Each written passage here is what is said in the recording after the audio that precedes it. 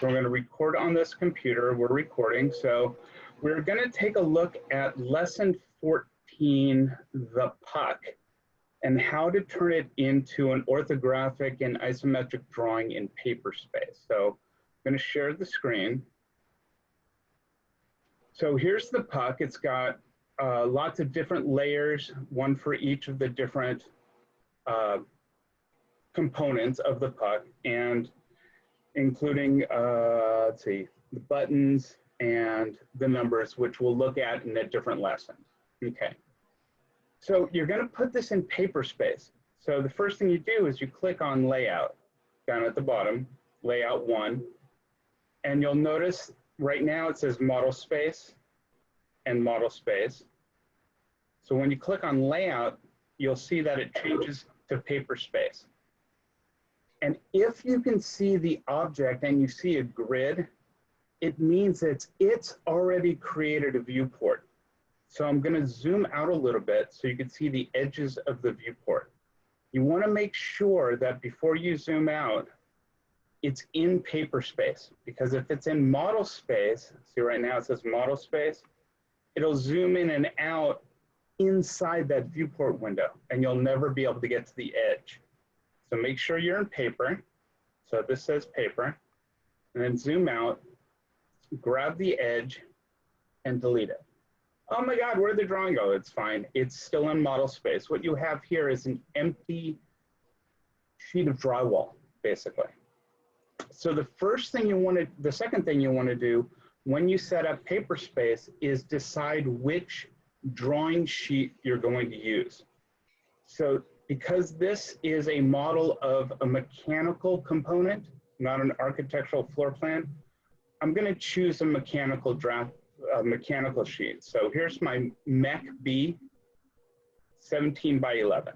It's got a 4 by 2 title block in the corner, and it's offset from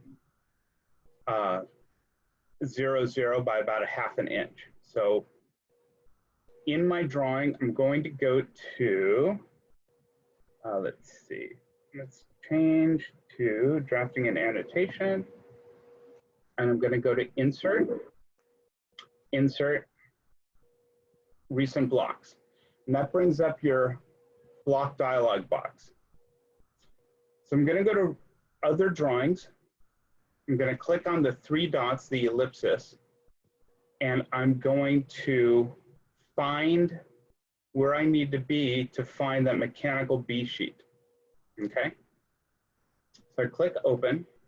Nothing happens yet because now I need to click on it at least once. And now when I come into my drawing surface, it comes in with me. So I'm going to insert it at 0, 0, 0. So there it is. It looks really tiny until I do a zoom extends, and then it's nice and big. So I close this. Now the next thing I'm going to do is I'm going to create 4 viewports. And the easiest way to do that is up at the top of the screen, there's a button that says Viewports. Now I can't see it because it's hiding under the toolbars for zoom. So I'm just going to say MV, which is short for model view. And I get a choice. Specify corner of the viewport on off fit. Don't use fit. That'll go from the bottom corner of the screen to the top corner of the screen. Don't want that. So what you're going to do is you're going to go to 4. And then it's going to ask you to fit. So I'm going to pick the bottom corner of my drawing sheet and the top corner of my drawing sheet. And that gives me 4 identical viewports. Each one has the exact view that I see in monospace, okay? All right. So I'm going to start up in the upper right corner because this one's isometric. This is the easiest one. So you double click and that opens that view. I'm going to hold down Shift and I'm going to press down on the wheel on the mouse and it's going to let me orbit around. Now it's a little big, so I'm going to pull it over. When you're dealing with viewports, make sure after it's set that you lock that viewport. either by clicking the icon down at the bottom of the screen or right click, let's see, if I pick on the edge of the viewport and right click, I can scroll down and display locked, yes or no. So you want to make sure that's locked, okay? Now, I don't like the grid in the background, so I'm going to double click inside that viewport and turn off the grid. Once these viewports are created, each grid is individual, okay? So now I'm going to start over here. I can pick my view cube, or I can click on custom view and click top. What it does is it zooms all the way out, and you can tell over here how big it is, okay? So it looks like it might fit with just a little bit cut off if I scale this at 1. Right now it's 0.95, okay? Before I do that, I'm going to go into the lower viewport, and I'm going to click on front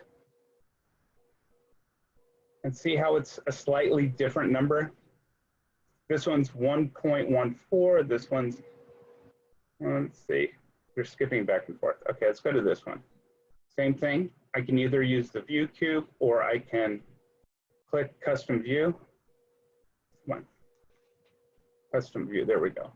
And we're going to go right.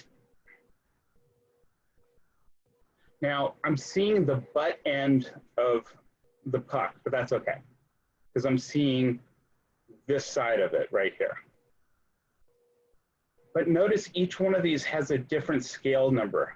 Here it's 2.336, here it's 1.14, here it's 1.14. So what I'm going to do is I'm going to type Z for zoom,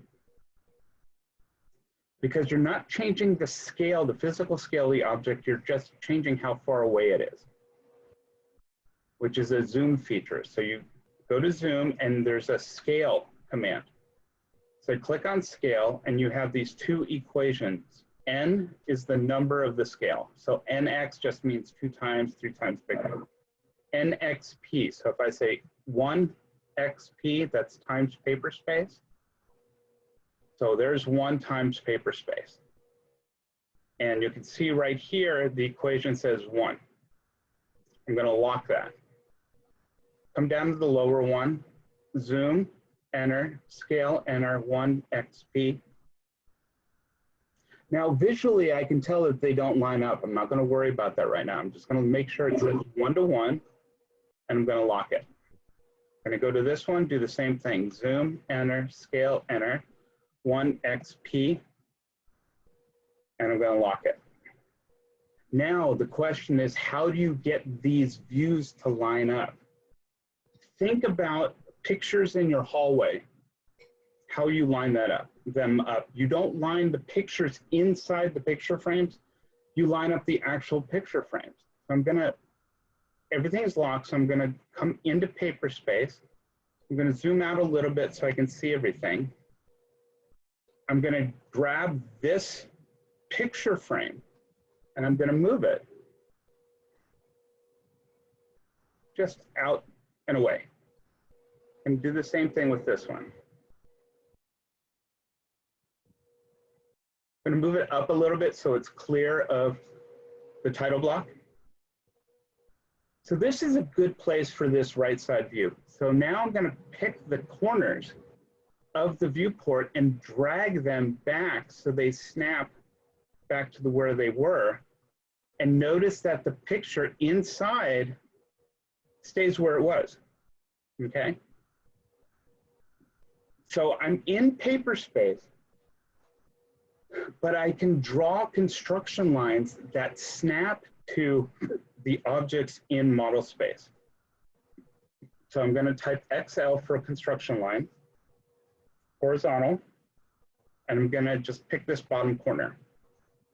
Hit enter to cancel. I'm going to come over to the top view. I'm going to right click and repeat X line. I'm going to say vertical. I'm going to put one right here. Hit escape or enter. Now where these two construction lines are, I'm going to change their color just to make it a little bit easier to visualize.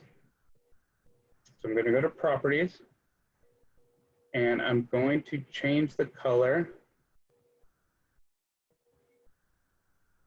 Let's see, to, let's say red. Makes it a little easier to see the difference. Okay. So now I'm going to move this picture frame back into place, but I want to line everything up to this intersection. How do I do that? I grab the edge of the picture frame, M for move, and then I zoom in so that I snap at that bottom corner. And then I drag that bottom corner to that intersection. Now it's not snapping because I don't have intersection turned on. So I turn on intersection and boom. Now it's lined up, but the corners of my viewport picture frame are not right. So I pick the edge, I grab my grips, drag it until everything lines up, double click inside to turn that grid off, double click outside, turn off my edges, and there I go. Now, do you know what mistake I made? When I created my viewports, I did not give them their own layer. I'm going to do that right now. I'm going to go to the Home tab. I'm going to go to Layers, New, Viewports. I'm going to give it a unique color so I can visually tell if it's on the right layer or not. I'm going to go magenta because that stands out on a black screen or a white screen. So I'm going to do a cross-in window at the inside corners. I'm going to go to layers and I'm going to move those all to viewport. See if that worked. Oh. Yeah, the command is up here. It's hiding under my zoom command. So I'm going to grab everything. Here's another way to do that. Right click, properties. I'm going to change my layer from button to viewports. I can tell it worked because everything's magenta. And I'm going to go to layer properties. I'm going to freeze viewports. Close that. Oops. Come on. Layer properties. Freeze. It says it's current. Okay, so I'm going to make something else current. Now I'm going to freeze viewports.